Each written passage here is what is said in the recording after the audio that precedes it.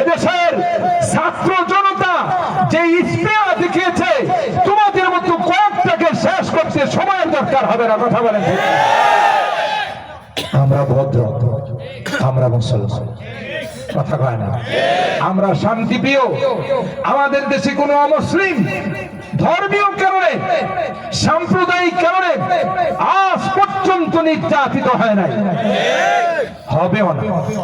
কিন্তু তোমরা যাদের প্রতিনিধিত্ব করতেছো ভারতের, সেই ভারতে আমার মুসলমান কোরবানি দিতে পারে না, সেই ভারতে মুসলমান গরু খাইতে পারে না, মুসলমানদের উপর অকথ্য নির্যাতন চালানো হয়। অথচ তোমরা তোমাদের মন্দিরে পূজা করো, আর আমাদের আলেম ওলামারা তোমাদের পূজার জন্য পাহারাদারি করে।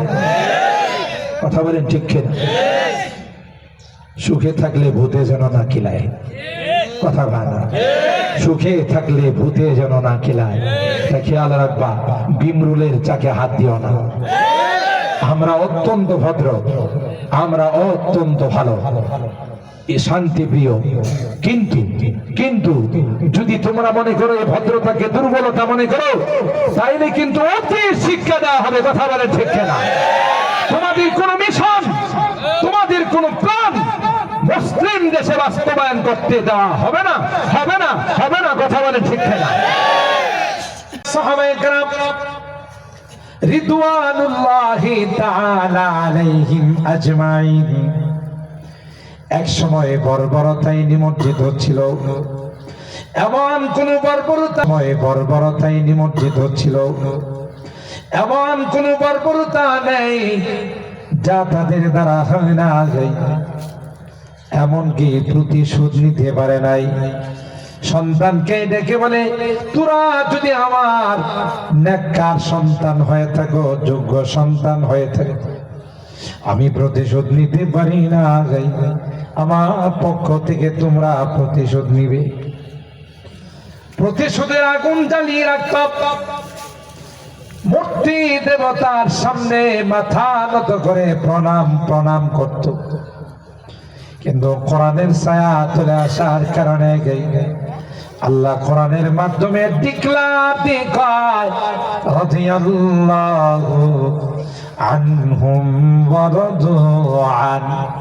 আমি আল্লাহ তাদের উপর খুশি হয়ে গেলাম, এরাও আমি আল্লাহর উপর খুশি হয়ে গেল। সুবহানাল্লাহ, সুবহানাল্লাহ। সার্টিফিকেট দিলেন যে এরা আমার উপর রাজি, আমি তাদের উপর রাজি। এই কোরআনে কারীম তার স্পর্শ যেখানেই লাগে, কোন ব্যক্তির সাথে হোক, কোন বস্তুর সাথে হোক, কোন জায়গার সাথে হোক, কোন কালের সাথে হোক, যার সঙ্গেই তার সংসর্গ লাগছে, সেই জিনিসটাকে, সেই ব্যক্তিটাকে, সেই জায়গাটাকে, সেই কালটাকে আল্লাহ দামি বানাইছে। দামি বানাইছে।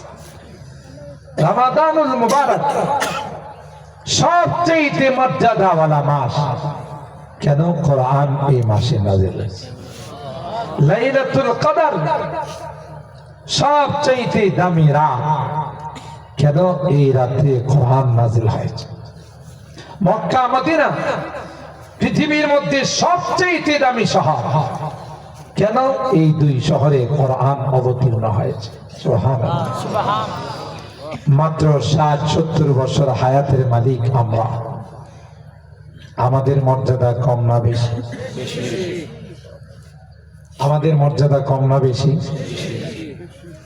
অথচ হাজার হাজার বছর হায়াত পেয়েছে আগেকার নবীর উম্মতেরা।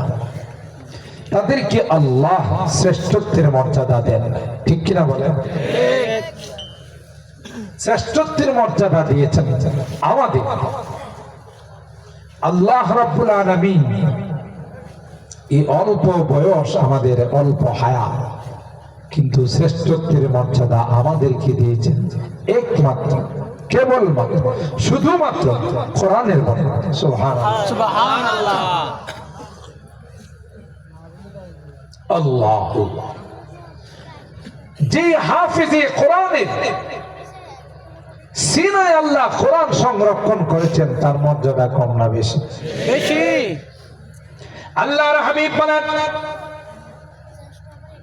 মান ক্বারাআল কুরআনা ওয়া আমিলা বিমা ফীহি উলবিসা ওয়ালিদাহু তাজাই ইয়াউমাল কিয়ামাহ দাউহু আহসানু মিন দাউইশ শামস লাউ কানাত ফী বুয়ুতিকুম ফামা যান্নুকুম বিল্লাযী আমিলা বিহাযা। কিয়ামতের কঠিন ময়দানে বিশাল সেমিনার করে স্বয়ং আল্লাহ তার সভাপতি হবেন। সুবহানাল্লাহ। মাহফিলটা কি এই বাদামের মাহফিল থেকে ছোট না বলো? জোরে কান। গোটা পৃথিবীর সবাই এই মাহফিলে উপস্থিত থাকবে, আল্লাহ সভাপতি হবেন। তোমার সাউন্ড ভিতরে আর একটু ক্লিয়ার করো, বাইরে কিন্তু অনেক আওয়াজ, ভিতরে আওয়াজটা ক্লিয়ার। প্রধান অতিথি হবে, চিফ গেস্ট, আমার আপনার নবী, বিশ্ব নবী, রহমতে আলম হযরত মুহাম্মদুর রাসূলুল্লাহ সাল্লাল্লাহু আলাইহি ওয়াসাল্লাম। দাউদ নবীকে ওই দিন তার উপর নাজিল করা জবুর কিতাব তিলাওয়াত করে শোনানোর জন্য আহ্বান করা। আল্লাহ তাকে এমন একটি কণ্ঠ দিয়েছিলেন, যে কণ্ঠটাই ছিল, সময় দিছ না কে, যেই কণ্ঠটাই ছিল তার জন্য মুজিজা। তখনকার যুগটা ছিল শিল্পীদের যুগ, কণ্ঠ শিল্পী যারা, গায়ক গায়িকা যারা, তাদের যুগ ছিল। কে কার চাইতে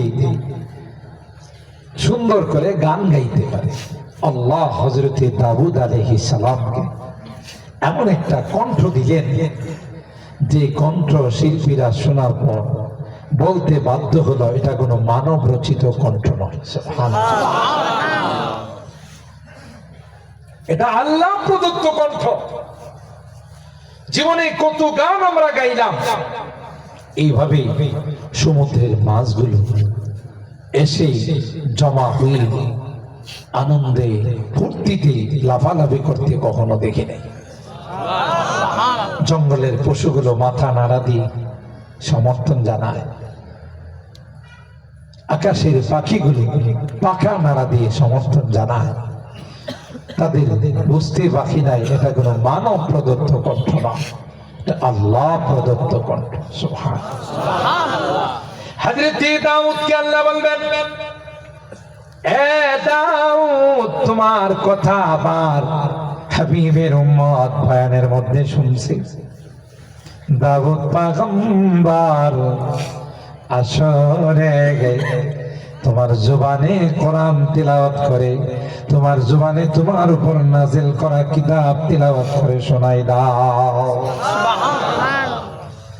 ওই কঠিন দিনে বিশাল সেমিনারে আল্লাহ পাক বলবেন, হাফিজে কোরআনের মা, হাফিজে কোরআনের বাবা, আল্লাহ বলবেন, আসরে আমি আল্লাহ তোমাদের মাথায় নূরের মুকুট পরাই দেব। সুবহানাল্লাহ।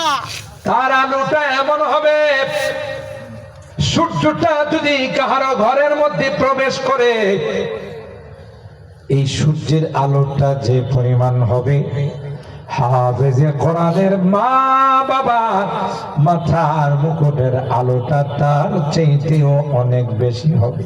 সুবহানাল্লাহ। আল্লাহর হাবিব বলেন, যদি তাই হয় ওই হাফেজে কোরআনের মর্যাদা কি হবে? হাফেজকে আল্লাহ ডাক দিয়া বলবে, এ হাফেজ, কষ্ট করে 30 পারা কোরআন তোমার মধ্যে সংরক্ষণ করেছিলে, দুনিয়ার মানুষ তোমাকে মর্যাদা দিতে জানে নাই।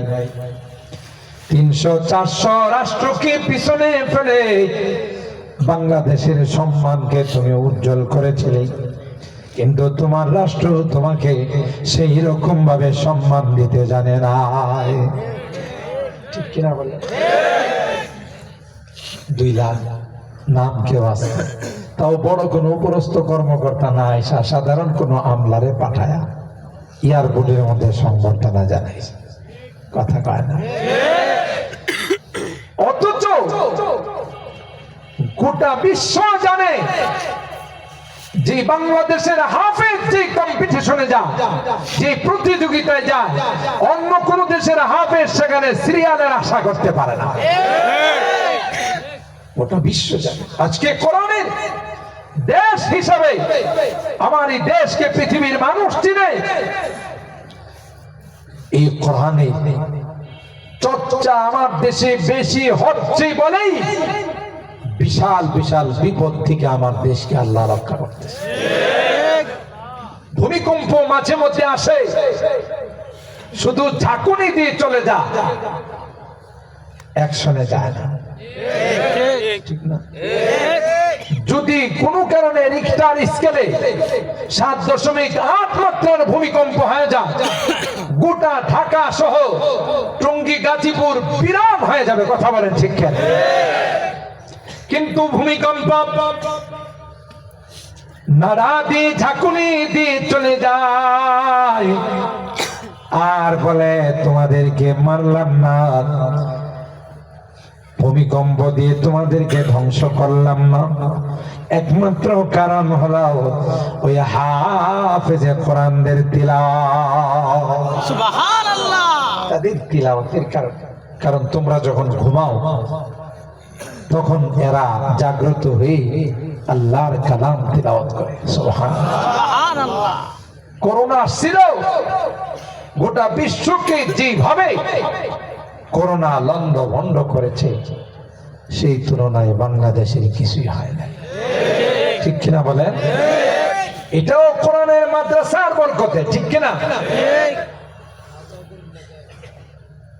সম্মানিত সুধী, সংক্ষেপে বলে যায়, পৃথিবীর মধ্যে যেমন যারা পাওয়ারফুল ক্ষমতাধর ব্যক্তি, তাদের সাথে কোনো না কোনো ভাবে আমরা সম্পর্ক রাখতে চাই। কারণ একটাই, আমার কোনো বিপদ হলে তার একটা ফোন আমার জন্য অনেক বড় কাজ হয়ে যায়, কথা বলেন। তার একটা ইশারা আমার জন্য অনেক বড় কাজে লাগে। ঠিক আল্লাহর কসম, কিয়ামতের কঠিন ময়দানে যেদিন কেউ আপনাকে আমাকে আপন বলে স্বীকার করবে না, সেদিনও যদি হাফেজে কোরআনদের সঙ্গে, আলেমদের সঙ্গে সম্পর্ক থাকে, কোরআনের সঙ্গে যদি সম্পর্ক থাকে, আল্লাহর কসম ওই হাফেজে কোরআন এবং আলেমরা আপনাকে সারা আল্লাহর জান্নাতে যাবে। সুবহানাল্লাহ। একজন হাফেজ, হাদিসের মধ্যে আসে, শুধুমাত্র কেবলমাত্র হাফেজ হয়েছে, ওই হাফেজ আল্লাহর কাছে সুপারিশ করবে, এ মালিক, এই মানুষগুলো, বাদামের মানুষগুলো আমাদের মাজারুল হক আবরারি সাহেবের হাতে মাদ্রাসার জন্য চাউল দিয়েছে, টাকা দিয়েছে। আজকে গুনার কারণে বাম কাতারে দেখা যায়, বাম লাইনে দেখা যায়, যতক্ষণ পর্যন্ত তাদের জান্নাতের ফয়সালা না হবে ততক্ষণ পর্যন্ত তোমার জান্নাতে যাব না। সুবহানাল্লাহ। একজন হাফিজকে আল্লাহ এমন 10 জন ব্যক্তিকে সুপারিশ করে জান্নাতে নেওয়ার পারমিশন দিবে যাদের উপরে জাহান্নাম ওয়াজিব হয়ে গেছে। আল্লাহু আকবার, আল্লাহু আকবার। ফামা যান্নুকুম বিল্লাযী আমিলা বিহাদা। আল্লাহর হাবিব বলেন, যদি একজন হাফেজে কোরআনেরই পাওয়ার হয়, তো যিনি আলেম হবেন তার পাওয়ার কম না বেশি? জোরে বলে। সে যে কতজনকে সুপারিশ করে আল্লাহ জান্নাতে নিবে তার কোনো হিসাব নেই, যত ইচ্ছা তত সুপারিশ করে আল্লাহ জান্নাতে নিবে। সুবহানাল্লাহ। সম্পর্ক রাখলে না না রাখলে, ভালোবাসলে না না বাসলে, যদি বলা হয় ব্যাঙ্গের ছাতার মতো ওই মাদ্রাসাগুলো গজাইছে, যদি বলা হয় জঙ্গিবাদ প্রজনন কেন্দ্র, যদি বলা হয় সন্ত্রাসীদের আস্তানা। এরা কি এ সকল মাদ্রাসাকে ভালোবাসে? মাদ্রাসাগুলো রাখতে চায় না, বিদায় দিতে চায়। অথচ কোরআনুল কারীমের সূরা আস-সাফ আয়াত নাম্বার 8 এবং 9 আল্লাহ ওখানে ক্লিয়ার বলে দিলেন, গোটা বিশ্বের সকল শক্তি মহাশক্তি একত্রিত হয়ে কোরআনের মাদ্রাসাগুলো যদি, কোরআনের লাইটকে যদি অফ করে দিতে চায়, বন্ধ করে দিতে চায়, আল্লাহ বলেন আমার জাতের কসম এই কোরআনের লাইটকে কেউ কোনোদিন অফ করতে পারবে না। সুবহানাল্লাহ। দায়িত্ব নিয়েছেন আল্লাহ। ইউরিদুনা লিইউতফিউ নূরাল্লাহি বিআফওয়াহিহিম ওয়াল্লাহু মুতিম্মু নূরিহি ওয়ালাউ কারিহাল কাফিরুন। আল্লাহ বলেন গোটা বিশ্ব মিলে যদি চেষ্টা করে আমার কোরআনের লাইটকে অফ করে দেওয়ার জন্য, আল্লাহ ডাক দিয়া কয় না না, যে লাইটের দায়িত্ব স্বয়ং আমি আল্লাহ নিয়েছি রে, ওই লাইটকে পৃথিবীর কেউ কোনোদিন অফ করতে পারবে না। সুবহানাল্লাহ। চরাগেরা কে ইজ্জত पर फरोजाद हरा कसदम জানাদিনী শেষে বসুজা। যে লাইট অফ করতে যাবে লাইট অফ হবে না, যে যাবে সেই অফ হয়ে যাবে। পৃথিবীর কোন শক্তি মহাশক্তি আজ পর্যন্ত কোরআনের কোন আয়াত, কোন সূরা তো দূরের কথা, একটা জের জবর নুক্তাকেও কেউ পরিবর্তন করতে পারে না, পারবেও না। কথা বলেন ঠিক ঠিক? কেন এই লাইট জ্বালাইছেন স্বয়ং আল্লাহ। আর এই সকল মাদ্রাসাগুলো ভিত্তি স্থাপন করেছেন স্বয়ং আল্লাহর হাবিব সরকারে দো আলম হযরত মুহাম্মদুর রাসূলুল্লাহ সাল্লাল্লাহু আলাইহি ওয়াসাল্লাম। এই যত বাদাম দারুন নাজাত মাদ্রাসা সহ যত মাদ্রাসা পৃথিবীতে আছে সবগুলোর সম্পর্ক দেওবন্দের সাথে। কথা কয় না? গোড়া হলো দেওবন্দ মাদ্রাসা। আর দেওবন্দ মাদ্রাসা কোন ব্যক্তির হাতে তার ফাউন্ডেশন রাখা হয় না, স্বয়ং আল্লাহর হাবিব স্বপ্ন যুগে লাঠি মুবারকের মাধ্যমে তার ফাউন্ডেশন রেখে खुद साक़ी कौसर ने राखी मैं खाने की बुनियाद खुद साक़ी कौसर अल्लाह তিনি নিজে তার ভিত্তি রাখছেন। সুবহানাল্লাহ সুবহানাল্লাহ। खुद साक़ी कौसर ने राखी मैं खाने की बुनियाद तारीख मुरातब करती है, तारीख मुरातब करती है दीवानों की रौदादिहा। इल्म हुनर का गहवारा तारीख से पारा है, हर फूल हाय के शोला है, हर सलवा यहाँ मीनारा है। अल्लाह আমার ভাইরা, এই কথাই এখানে বোঝানো হয়েছে হযরত কাসেম নানতবী রাহিমাহুল্লাহ। তিনি ইংরেজ খেদাও এই আন্দোলনকে চাঙ্গা করার জন্য টেনশনে ছিলেন কি করে তাদেরকে ভারত উপমহাদেশ থেকে তাড়ানো যায়। স্বপ্ন যুগে আল্লাহর হাবিবকে তিনি দেখলেন। সুবহানাল্লাহ সুবহানাল্লাহ। মান রাআনি ফিল মানাম ফাকাদ রাআনি হক। আল্লাহ নবী বলেন আমাকে যদি কেউ স্বপ্ন যুগে দেখে সে সঠিক দেখেছে, শয়তান কোনোদিন আমার সূরত আকৃতি অবলম্বন করতে পারবে না।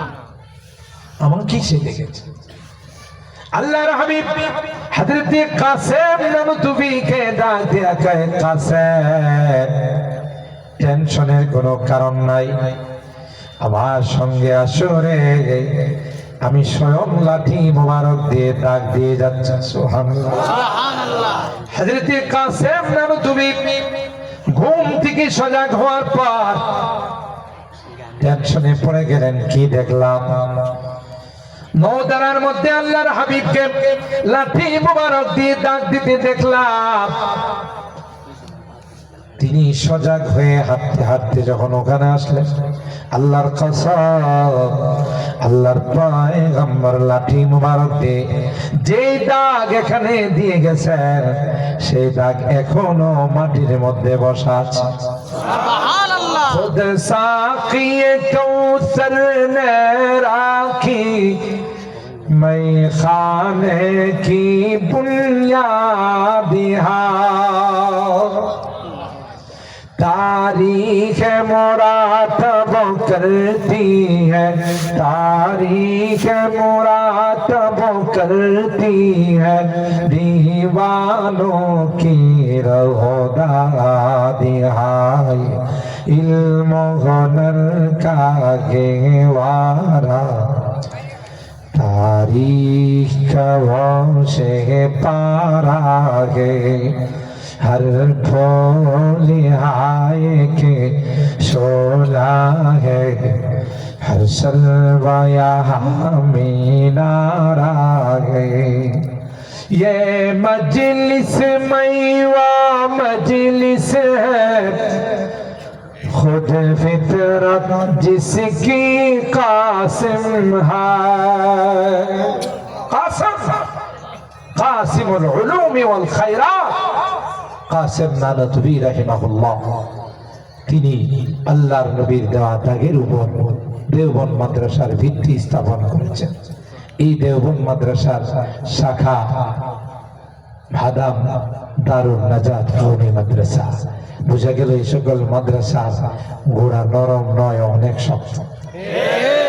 কেউ ইচ্ছা করলেই জঙ্গিবাদ প্রচলন কেন্দ্র বলে, সন্ত্রাসীদের আস্তানা বলে এই মাদ্রাসাগুলোকে বন্ধ করতে পারবে না। যত বেশি ষড়যন্ত্র হবে তত মাদ্রাসাগুলো সামনের দিকে অগ্রসর হবে। তার বাস্তব হলো মাদ্রাসার সংখ্যা কমছে না বাড়ছে? হাফেজে কোরআনের সংখ্যা কমছে না বাড়ছে? যে কোনো প্রতিযোগিতায় আমার দেশে হাফেজে কোরআনরা যখন অংশগ্রহণ করে, বিন্দিসিরা যখন আইসা রয়্যাল বেঙ্গল টাইগারের নাম দেখে আস্তে করে চেহারাটা মলিন করে বসে যায়। সাংবাদিকরা জিজ্ঞাসা করে, মন খারাপ? সিরিয়াল আর কপালে নাই। সুবহানাল্লাহ কবে? যেখানে বাংলাদেশের হাফেজ আসছে, এখানে সিরিয়াল নেওয়া আর আমাদের পক্ষে সম্ভব না। আজকে গোটা বিশ্ব আমার এই দেশকে কোরআনের দেশ হিসাবে চিনে। সুবহানাল্লাহ বলেন। আর এই সকল মাদ্রাসার প্রতি আপনাদের যে আন্তরিকতা, আল্লাহর কসম, এই মহব্বত আর এই ভালোবাসা, এটাই কিয়ামতের ময়দানে নাজাতের ওসিলা হয়েছে। এই হাফিজকে যখন বলা হবে এক এক আয়াত পড়ো, এক এক তলার দিকে উঠতে থাকো, হাফিজ বলবে না। এই এলাকার মানুষ মন খুলে আমাদের মাদ্রাসার জন্য চাউল দিয়েছে, টাকা দিয়েছে, দীর্ঘ রজনী পর্যন্ত বসে কোরআনের মহব্বত নিয়ে কোরআনের আলোচনা শুনছে। তাদেরকে ছাড়া তোমার জান্নাতে যাব না। হুজুরে কম তাইলেই এই সকল হাফেজে কোরআন আলেমদেরকে ভালোবাসার দরকার আছে না? এই ভালোবাসাই কাজে লাগবে দুনিয়ার উদ্দেশ্যে, দুনিয়ার স্বার্থে। যেই ভালোবাসা ছিল পরকালে একজন আরেকজনকে দোষারোপ করবে, তোর কারণে আজকে আমি জাহান্নামে হয়ে আসছি। কিন্তু কোরআনের যে মহব্বত, ইসলামের যে মহব্বত আর ভালোবাসা, এটাই কিয়ামতের ময়দানে কাজে লাগবে। জোরে বলেন ঠিক কিনা? আলোচনা লম্বা করব না। আলোচনার এনার্জি থাকে একটা সময়, যেহেতু সময় বেশি হয়ে গেছে, যদিও আপনারা অনেক আগ্রহের সাথে বসা আছেন, আমি শুধু আপনাদেরকে এইটুকুন অনুরোধ করব, যতদিন বেঁচে থাকবো ততদিন কোরআনের সাথে সম্পর্ক রাখবো। হাত তোলে লিল্লাহে তাকবীর, লিল্লাহে তাকবীর। কোরআন সুন্নাহর আলো, আগত সংসদে জালো। কথাটা সংসদ তো এখন নাই, সামনের যে সংসদ আসবে এই সংসদে কোরআনী আইন বাস্তবায়ন করতে হবে। কথা বলেন ঠিক কিনা? কোরআনী আইন ব্যতীত এই দেশে শান্তি আসতে পারে না, পারে না, পারে না। কথা বলেন ঠিক কিনা? মানব রচিত তন্ত্রে মন্ত্রে শান্তি কোনোদিন আসে নাই, আসবে না। কথা বলেন ঠিক কিনা? আল্লাহ রাব্বুল আলামিন আমাদেরকে আজীবন কোরআনের সাথে সম্পর্ক রাখার তৌফিক দান করুন। কোরআন ওয়ালাদেরকে মহব্বত করার তৌফিক দান করুন। কোরআন ওয়ালাদের সঙ্গে সম্মানিত সুধী, সতর্ক থাকতে হবে। আমার এই প্রিয় মাতৃভূমিকে নিয়ে অনেক ষড়যন্ত্র হচ্ছে। কথা বলে আমি অনুরোধ করে বলি, যেই দল করেন, আমি কোন দলের বিপক্ষে কথা বলি নাই, আমি বলতেছি দেশের পক্ষে। মাতৃভূমিকে নিয়ে অনেক ষড়যন্ত্র হচ্ছে। কথা বলেন ঠিক কিনা? কিন্তু এরা জানে না এদেশের মানুষ মাতৃভূমির জন্য জান দিতে পারে, ইসলামের জন্য জান দিতে পারে, কোরআনের জন্য শাহাদাত বরণ করতে পারে, নবীর জন্য রক্ত ঝরাইতে পারে। কথা বলেন ঠিক কিনা?